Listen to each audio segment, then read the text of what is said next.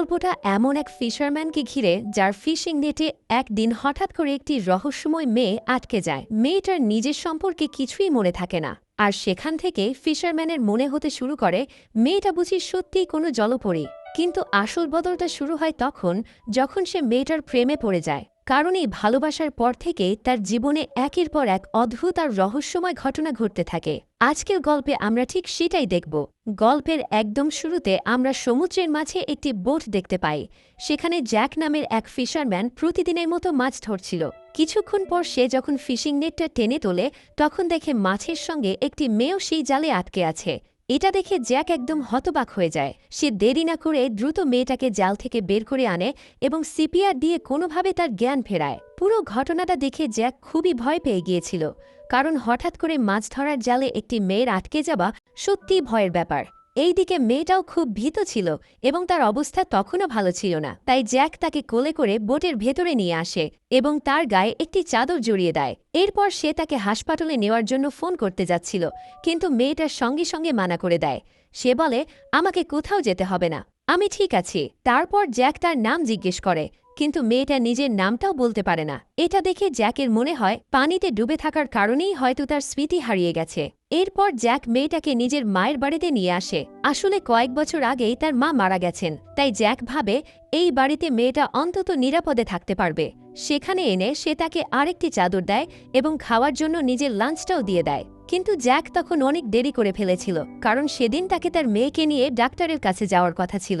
এরপর জ্যাক তার ex wife মৌরার বাড়িতে পৌঁছে যায়। আসলে মৌরার সঙ্গে তার অনেক আগেই ডিভোর্স হয়ে গেছে, তবে তাদের একটি ছোট মেয়ে আছে যার নাম অ্যানি। ডিভোর্সের পর মৌরা এখন তার বয়ফ্রেন্ড অ্যালেক্সের সঙ্গে থাকে এবং অ্যানিও তাদের সঙ্গেই ওই বাড়িতে থাকে। কিন্তু সমস্যাটা হলো অ্যানি খুবই অসুস্থ, তার কিডনি নষ্ট হয়ে গেছে এবং এখন তার জরুরি ট্রান্সপ্লান্ট দরকার। আর যতদিন পর্যন্ত সঠিক ম্যাচ না পাওয়া যাচ্ছে ততদিন তাকে নিয়মিত ডায়ালিসিস করাতে হবে। কিন্তু সেদিন হাসপাতালে পৌঁছানোর পর তারা জানতে পারে দেরি হয়ে যাওয়ার কারণে ডাক্তার ইতিমধ্যেই চলে গেছেন। তবুও সেখানে থাকা এক নার্স অ্যানির ডায়ালিসিসের প্রক্রিয়া শুরু করে দেয়। এই সময় অ্যানি তার বাবাকে মিষ্টি করে বলে, আমাকে একটা গল্প শোনাও। তখন জ্যাক নিজের আদরের মেয়েকে এক ফিশারম্যানের গল্প বলতে শুরু করে। সে বলে, এক ফিশারম্যান ছিল যে প্রতিদিন মাছ ধরত, কিন্তু একদিন তার জালে একটি খুব সুন্দর মেয়ে আটকে যায়। এটা শুনে অ্যানি সঙ্গে সঙ্গে বলে ওঠে, এটা কি সেই সিল্কি যার কথা আমি চিলড্রেন্স নভেলে পড়েছি? ও তো একটা জলপরী ছিল এবং তার ম্যাজিক পাওয়ারও ছিল। তখন জ্যাক হালকা হেসে বলে, না, আমার গল্পটা আলাদা, এটা তোমাকে আরেকদিন বলবো। এরপর আমরা দেখি নার্স অ্যানিকে একটি অটোমেটেড হুইল চেয়ার দেয়। সেটি পেয়ে অ্যানি খুব খুশি হয়ে যায়। তারপর জ্যাক তার মেয়েকে মৌরার বাড়িতে পৌঁছে দেয়, কিন্তু সেখানে গিয়ে মৌরা তার উপর খুব রেগে যায়, কারণ সে অ্যানিকে হাসপাতালে দেরি করে এনেছিল। মৌরা কখনো জ্যাকের সঙ্গে ঠিকভাবে কথা বলে না, উপরন্তু সে অ্যালকোহলেও আসক্ত, তাই তাদের সম্পর্কটা এখনও খুব তিক্ত। পরদিন সকালে জ্যাক আবার তার মায়ের বাড়িতে যায় এবং সেই রহস্যময় মেয়েটার সঙ্গে দেখা করে। সে মেয়েটার শরীর কেমন আছে সেটা জানতে চায়। এইদিকে জ্যাক তখন মাছ ধরতে যাওয়ার জন্য নিজের বোট রেডি করছিল। তখন মেয়েটা বলে, আমাকেও সঙ্গে নিয়ে চলো, কিন্তু জ্যাক সরাসরি না করে দেয়। সে বলে, ফিশিংয়ে মেয়েদের সঙ্গে নেওয়া ব্যাড লাক বলে ধরা হয়, আর এমনিতেই ইদানিং আমার খারাপ সময়ই যাচ্ছে। কিন্তু মেয়েটা বারবার জেদ করতে থাকে। শেষ পর্যন্ত জ্যাক আর না করতে পারে না এবং তাকে সঙ্গে নিতে রাজি হয়ে যায়। সমুদ্রের মাঝখানে যেতে যেতে জ্যাক তাকে জিজ্ঞেস করে, তোমার কি এখনও নিজের নাম মনে পড়েছে? তখন মেয়েটা বলে, না, এখনও কিছুই মনে পড়েনি, তবে তুমি চাইলে আমাকে অনডাইন বলে ডাকতে পারো। নামটা শুনে জ্যাক আর কিছু বলে না এবং মাছ ধরা শুরু করে দেয়। কিন্তু সেদিন অদ্ভুতভাবে তার জালে একটাও ঠিকঠাক মাছ উঠছিল না। জ্যাক নিজেও একটু বিরক্ত হয়ে যাচ্ছিল। ঠিক তখনই অনডাইন খুব মায়াবী আর সুন্দর গলায় গান গাইতে শুরু করে। আর আশ্চর্যের ব্যাপার হলো, তার গান শুরু হওয়ার পর থেকেই জ্যাকের জালে একের পর এক ভালো মাছ উঠতে থাকে।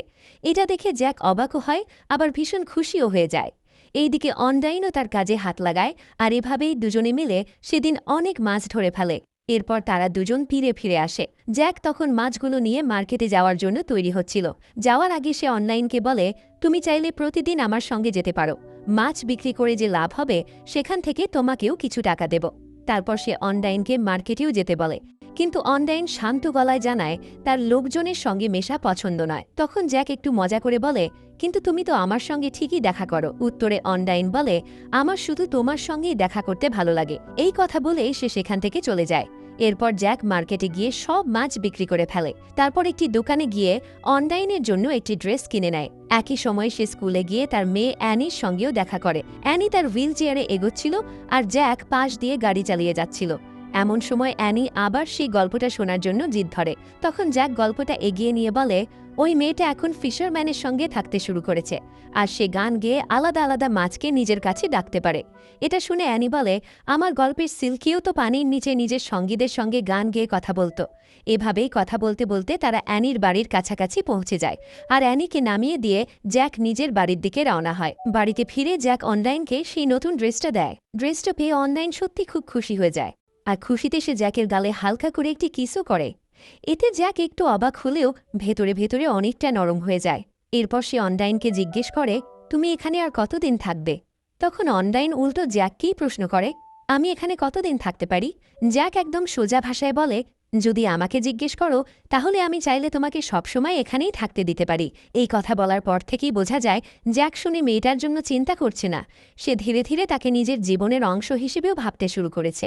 এরপর একসময় জ্যাক গাড়ি নিয়ে কোথাও যাচ্ছিল, কিন্তু সে জানত না অ্যানি চুপি চুপি তার পিছু নিয়েছে, কারণ অ্যানির মনে হচ্ছিল তার বাবা নিশ্চয়ই তার কাছ থেকে কিছু লুকাচ্ছে।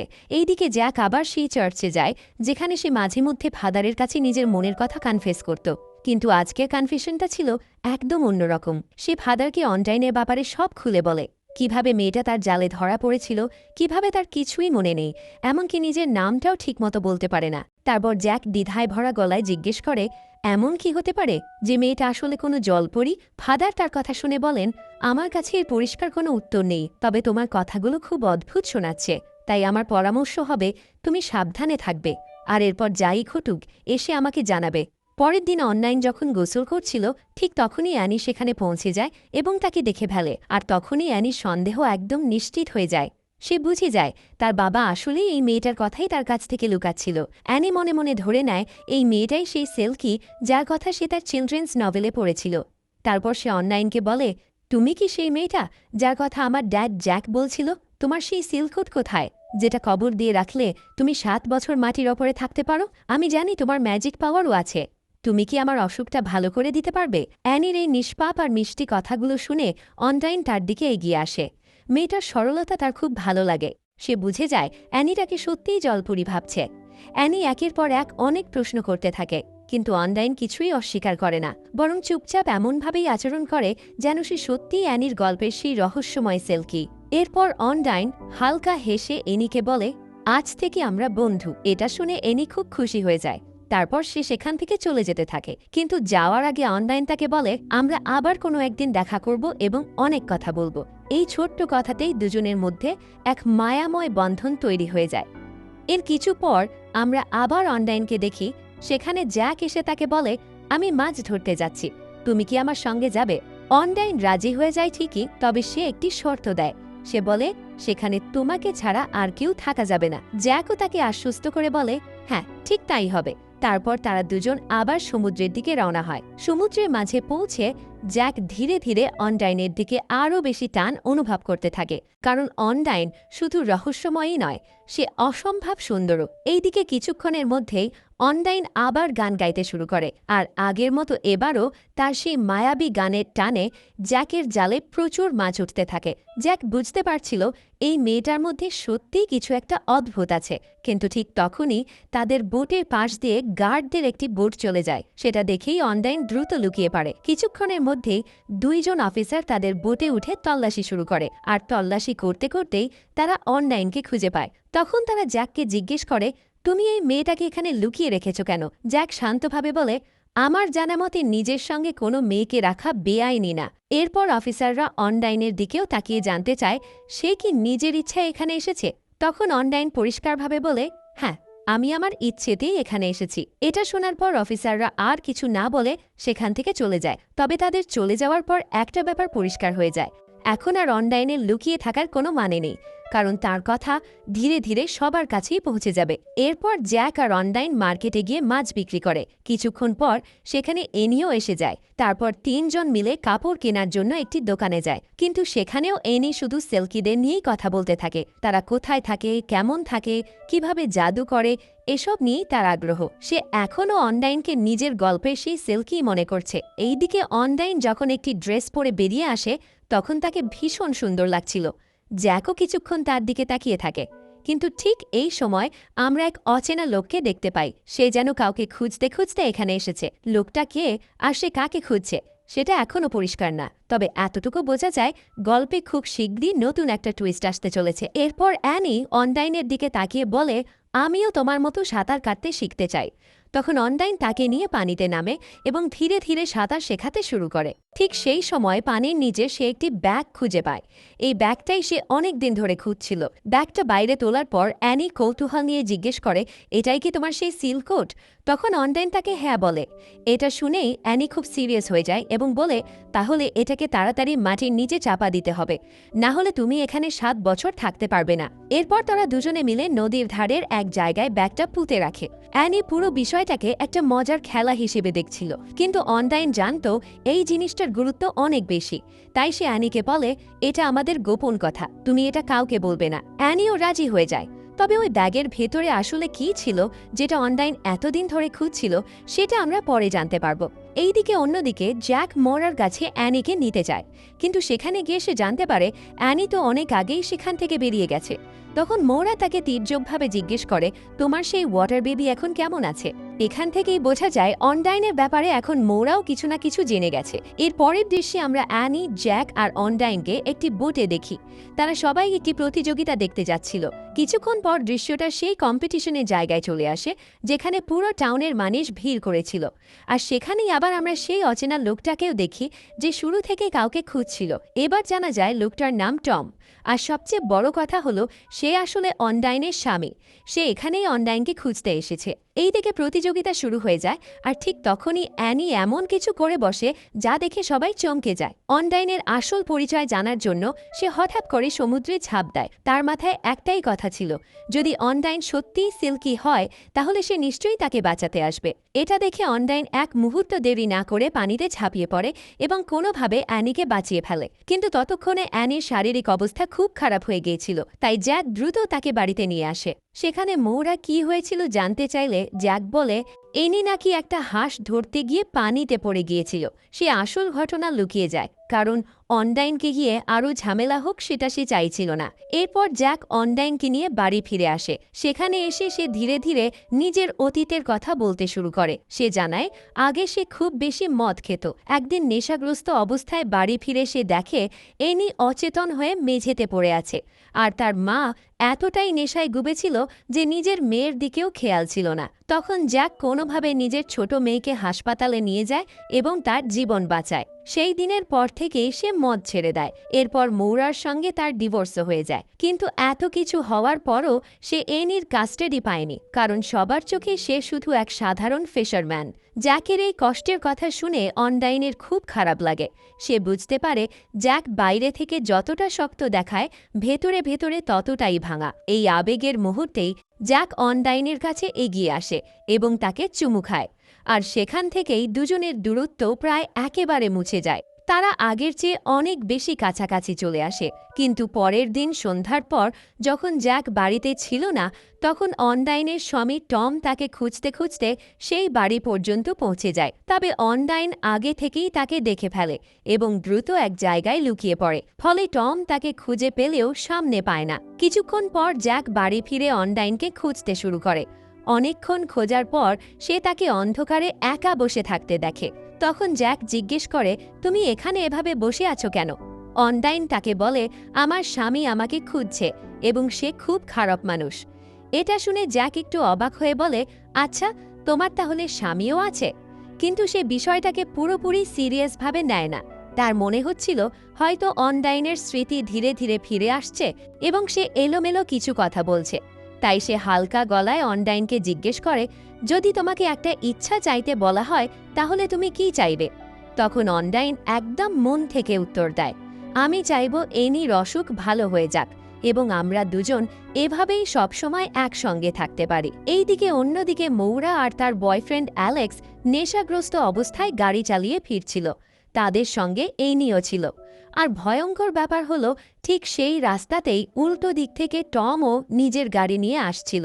তারপর হঠাৎ করেই দুই গাড়ির মধ্যে ভয়াবহ ধাক্কা লাগে। দুই গাড়ির ভয়ঙ্কর দুর্ঘটনার পর মোরার বয়ফ্রেন্ড অ্যালেক্স সেখানেই মারা যায়, আর এনিও গুরুতর আহত হয়। এই খবর পেয়ে জ্যাক আর অনডাইন দ্রুত সেখানে পৌঁছে যায় এবং সবাইকে হাসপাতালে নিয়ে যায়। হাসপাতালে গিয়ে অবস্থাটা আরও ভয়াবহ হয়ে ওঠে, কারণ এনির শারীরিক অবস্থা দ্রুত খারাপ হতে থাকে এবং খুব দ্রুত একজন কিডনি ডোনারের দরকার পড়ে। ঠিক তখনই ডাক্তার জ্যাককে জানায়, ভাগ্য ভালো যে অ্যালেক্সের কিডনি এনির সঙ্গে ম্যাচ করেছে। এরপর অ্যালেক্সের কিডনি এনির শরীরে ট্রান্সপ্লান্ট করা হয়। একটা দিক থেকে এটা যেমন দুঃখের, অন্যদিকে এনির জন্য এটাই শেষ ভরসা হয়ে দাঁড়ায়। এই সব কিছুর মাঝেই আমরা দেখি অনডাইনের স্বামী টম আবার তার কাছে আসে এবং বলে, আমার সঙ্গে চলো। কিন্তু অনডাইন এবারও তার সঙ্গে যেতে রাজি হয় না। সে সরাসরি তাকে না বলে সেখান থেকে চলে আসে। এর পরের দৃশ্যে অ্যালেক্সের ফিউনারাল দেখানো হয়। সেখানে জ্যাকও উপস্থিত ছিল। মোরা তখন একেবারে ভেঙে পড়েছে। দুর্ঘটনার পর সে এখন ঠিকমতো হাঁটতেও পারে না। তাই সে জ্যাককে বলে, এখন থেকে এনিকে পমাকেই নিজের কাছে রাখতে হবে এবং ভালোভাবে দেখাশোনা করতে হবে। কিন্তু সে এর সঙ্গে একটা শর্তও জুড়ে দেয়। সে বলে, আগে তোমাকে অনডাইনকে সেখানে ফিরিয়ে দিতে হবে যেখান থেকে সে এসেছে, না হলে আমি কখনোই এনির কাস্টাডি তোমাকে দেব না। এই কথা শুনে জ্যাক পুরোপুরি দোটানায় পড়ে যায়। একদিকে অনডাইন, যাকে সে সত্যি ভালোবেসে ফেলেছে, অন্যদিকে তার নিজের মেয়ে, যাকে সে নিজের কাছে ফিরে পেতে চায়। এই কঠিন অবস্থার পর মোরা আর জ্যাক শেষবারের মতো একসঙ্গে বসে মদ খায়। তারপর জ্যাক নেশাগ্রস্ত অবস্থায় নিজের বোটে গিয়ে অনডাইনকে বলে, আমি তোমাকে সেখানেই ফিরিয়ে নিয়ে যাচ্ছি যেখান থেকে তুমি এসেছ। তুমি তো একটা জলপরি, তাই না? তাই এখন তোমাকে আমার থেকে দূরে যেতেই হবে। এই কথা বলেই সে অনডাইনকে বোটে করে দূরের একটি ছোট নির্জন দ্বীপের দিকে নিয়ে যায়। অনডাইন তাকে বোঝানোর চেষ্টা করে, তুমি যেটা ভাবছ আসলে ব্যাপারটা তেমন নয়। কিন্তু তখন জ্যাক কিছুই শুনতে চাইছিল না। সে জোর করে তাকে সেই দ্বীপে নামিয়ে রেখে আসে। তারপর বোট চালিয়ে সেখান থেকে চলে যাওয়ার চেষ্টা করে। তবুও অনডাইন দৌড়ে বোটের কাছে আসে এবং তাকে অনুরোধ করে, আমাকে ফেলে যেও না। কিন্তু অনডাইনকে সঙ্গে রাখলে জ্যাক তার মেয়েকে ফিরে পাবে না। তাই নিজের মন ভেঙে গেলেও সে তার একটাও কথা শোনে না এবং বাধ্য হয়ে তাকে সেখানেই ফেলে রেখে চলে যেতে থাকে। অনডাইনকে সেই নির্জন দ্বীপে রেখে চলে আসার পর জ্যাক নিজের মেয়েকে বাড়িতে নিয়ে আসে। সেখানে অ্যানি তার বাবাকে অনলাইনের কথা জিজ্ঞেস করলে জ্যাক বলে, সে যেখান থেকে এসেছিল সেখানেই ফিরে গেছে। এইটা শুনে অ্যানি চুপ হয়ে যায়, কিন্তু জ্যাকের নিজের মনও একদম শান্ত ছিল না। সে বাইরে থেকে যতই শক্ত থাকার চেষ্টা করুক, ভেতরে ভেতরে সে বুঝতে পারছিল বড় একটা ভুল করে ফেলেছে। এর কিছুক্ষণ পর অ্যানি টিভির চ্যানেল বদলাতে বদলাতে এমন একটি গান শুনতে পায় যেটা অনলাইন প্রায়ই গাইত। গানটা কানে আসতেই জ্যাক হঠাৎ থমকে যায়, কারণ তখনই তার মাথায় আসে, অনলাইন যদি সত্যিই কোনো জলপরি হতো তাহলে এই গান সে কিভাবে জানত। আর সেখানেই জ্যাকের ভুল ভাঙতে শুরু করে। সে বুঝতে পারে অনলাইন কোনো জলপরি নয়, সে আসলে একজন সাধারণ মানুষ যে খুব বড় বিপদে পড়ে তার জীবনে এসে পড়েছিল। এটা বুঝেই জ্যাক আর এক মুহূর্ত দেরি না করে বোট নিয়ে আবার সেই দ্বীপের দিকে ছুটে যায়। অনেকক্ষণ খোঁজার পর অবশেষে সে অনলাইনকে খুঁজে পায়। তাকে দেখেই জ্যাক ভীষণ অনুতপ্ত গলায় ক্ষমা চায়। তারপর নিজের জ্যাকেট খুলে অনলাইনের গায়ে পরিয়ে দেয় এবং বলে, চলো বাড়ি ফিরে যাই। ফেরার পথে জ্যাক তাকে জিজ্ঞেস করে, তুমি আসলে কে? তখন অনলাইন তার সত্যি পরিচয় খুলে বলে। সে জানায় তার আসল নাম জোয়ানা। সে অন্য একটি দেশের নাগরিক। তার স্বামী টম ভালো মানুষ নয়, তবুও একসময় টমের কথায় সে অবৈধভাবে ড্রাগস পাচারের কাজে জড়িয়ে পড়েছিল। কিন্তু একদিন সমুদ্রের মাঝখানে পুলিশ তাদের ঘিরে ফেলে। টম সাঁতার জানত না, তাই সে জোয়ানাকে ড্রাগস ভরা ব্যাগ নিয়ে পানিতে ঝাঁপ দিতে বলে। জোয়ানাও বাধ্য হয়ে তাই করে। তারপর সে ঘণ্টার পর ঘণ্টা সাঁতরে বাঁচার চেষ্টা করে। একসময় সে অজ্ঞান হয়ে যায়। তার মনে হয়েছিল এবার হয়তো সে সত্যিই মারা যাবে। কিন্তু ভাগ্য ভালো ছিল, কারণ ঠিক তখনই সে জ্যাকের ফিশিং নেটে আটকে যায় এবং জ্যাক তার জীবন বাঁচায়। এরপর তারা বাড়িতে ফিরে আসে, কিন্তু বাড়িতে এসেই তারা দেখে টম আগেই সেখানে পৌঁছে গেছে। সে সেই ব্যাগ খুঁজতে এসেছে যেটার ভেতরে ড্রাগস ছিল। টম হুমকি দিয়ে বলে, আমি জানি তোমরা ওই ব্যাগ কোথাও লুকিয়ে রেখেছ, আমাকে সেটা দিয়ে দাও, না হলে আমি এই মেয়েটাকে মেরে ফেলব। এটা বলেই সে অ্যানিতে ভয় দেখাতে শুরু করে। তখন জ্যাক আর চুপ থাকতে পারে না, সে টমের সঙ্গে মারামারি শুরু করে দেয়। কিন্তু ঠিক তখনই আরেকজন লোক এসে জ্যাকের দিকে বন্দুক তাক করে এইদিকে টম অনলাইনকেও মারতে শুরু করে এবং বলে, তুমি যদি জায়গাটা না বলো তাহলে আমি এই বাবা আর মেয়েকে মেরে ফেলব। বাধ্য হয়ে অনলাইন ব্যাগ লুকানোর জায়গাটা বলে দেয়, কিন্তু সেখানে গিয়েও টম কিছু খুঁজে পায় না, কারণ তার আগেই অ্যানি খুব চুপচাপ সেই ব্যাগ অন্য কোথাও সরিয়ে রেখেছিল। এরপর অনলাইন অ্যানিকে বলে, ঠিক জায়গাটা কোথায় সেটা আমাকে বলো। কিন্তু অ্যানি কিছুতেই বলতে চায় না। সে কাঁদতে কাঁদতে বলে, আমি যদি তোমাকে তোমার সেই সিল্ক কোট দিয়ে দিই তাহলে তুমি আমাকে ছেড়ে চলে যাবে।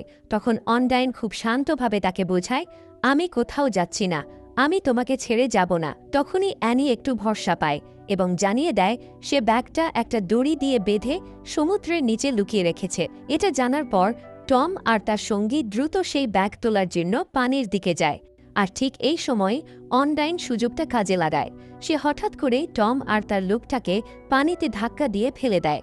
টম সাঁতার জানত না, তাই পানিতে পড়ার পর সে আর নিজেকে বাঁচাতে পারে না এবং সেখানেই ডুবে মারা যায়। এইভাবে অনেক দিন ধরে জমে থাকা ভয়, তাড়া আর হুমকি শেষ হয়ে যায়। এর কিছুক্ষণ পর পুলিশ সেখানে এসে পৌঁছে। তারা টমের লাশ আর তার সঙ্গীকে নিয়ে যায়, কিন্তু অনলাইনকেও তারা হেফাজতে নেয়, কারণ সে এই দেশের নাগরিক ছিল না। ফলে তার অবস্থাও আবার অনিশ্চিত হয়ে পড়ে। তবে এই জায়গাতেই জ্যাক নিজের ভালোবাসার সবচেয়ে বড় প্রমাণ দেয়। সে ঠিক করে অনলাইনকে সে আর কোনোভাবেই হারাতে দেবে না। জ্যাক তাকে বিয়ে করতে চায়, কারণ বিয়ের পর অনলাইন এই দেশের নাগরিকত্ব পেতে পারবে। সেই কারণেই জ্যাক তাকে জামিনে ছাড়িয়ে আনে। গল্পের একদম শেষে আমরা দেখি জ্যাক আর অনলাইন বোটে করে চার্চের দিকে যাচ্ছে। তারা নিজেদের নতুন জীবনের দিকে এগিয়ে চলেছে। এত ঝড়, রহস্য, ভয় আর কষ্টের পর অবশেষে তাদের সামনে একটু শান্তির দরজা খুলতে শুরু করেছে। আর এখানেই এই সুন্দর, রহস্যময় আর আবেগভরা গল্পটার শেষ হয়। আশা করি গল্পটা তোমার ভালো লেগেছে। তোমরা যারা ভিডিওটি শেষ অবধি কন্টিনিউ করেছ তাদেরকে বলতে চাই, চ্যানেলটিকে সাবস্ক্রাইব না করে থাকলে জলদি করে নাও, কারণ সাবস্ক্রাইব না করলে এমনই ইন্টারেস্টিং এবং ইউনিক মুভি এক্সপ্লেনেশন মিস করবে। আর যদি তোমাদের কোনো পছন্দের মুভি থাকে তাহলে সেটির নাম আমাকে কমেন্ট করে জানাতে পারো।